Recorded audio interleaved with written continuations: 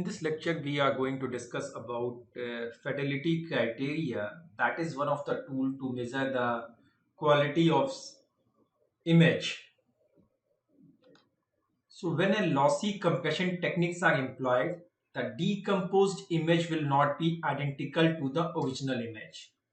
In such cases, we can define the fidelity criteria that measures the difference between these two images.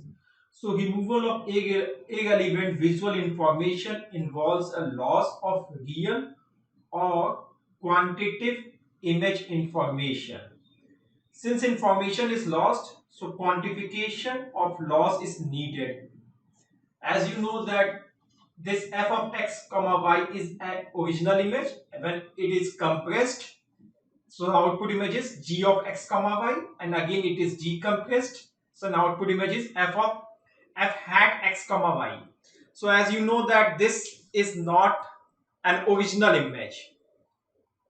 So there is some loss of information. So we can say that f of hat x comma y is equal to f of x comma y plus certain error e x comma y. So now we have to measure that how close this f hat x comma y is to f of x comma y. So there are generally two types of criteria that are used to measure this one. First one is an objective fidelity criteria and next one is subjective fidelity criteria. So first we will discuss about subjective fidelity criteria. So a decompressed image is presented to cross section of viewers and averaging their evaluation. So it is subjective in nature. That viewer is going to evaluate that how he feels about the images. It can be done by using an absolute rating scale by means of side-by-side comparison of f of x comma y and f hat x comma y or f dash x comma y.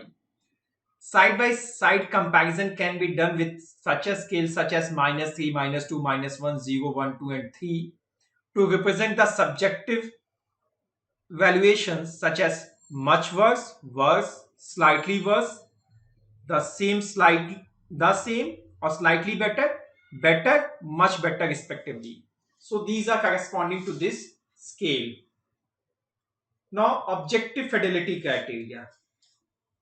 So when information loss can be expressed as mathematical function of the input and output of a compression process, it is said to be based on objective fidelity criteria.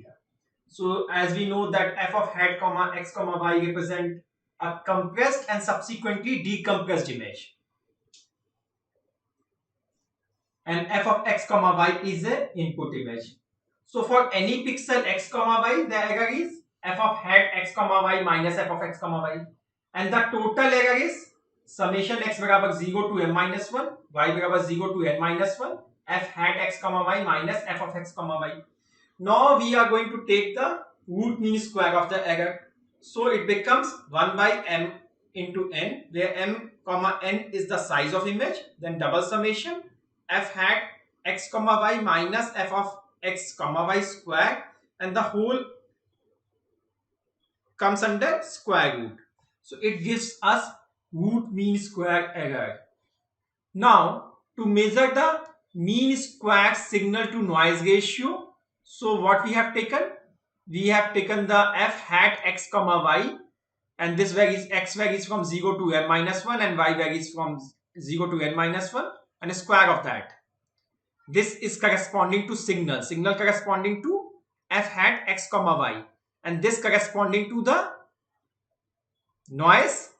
So here we are taking the mean square, so we remove the square root. So this gives us signal to noise ratio or mean signal to noise ratio. So generally these are used to measure the quality of image. For example, these are the decompressed image. So here the root mean square error is 5.17. In this it is a 15.67. In this it is 14.17. So as the root mean square is less, so the image is much closer to original image.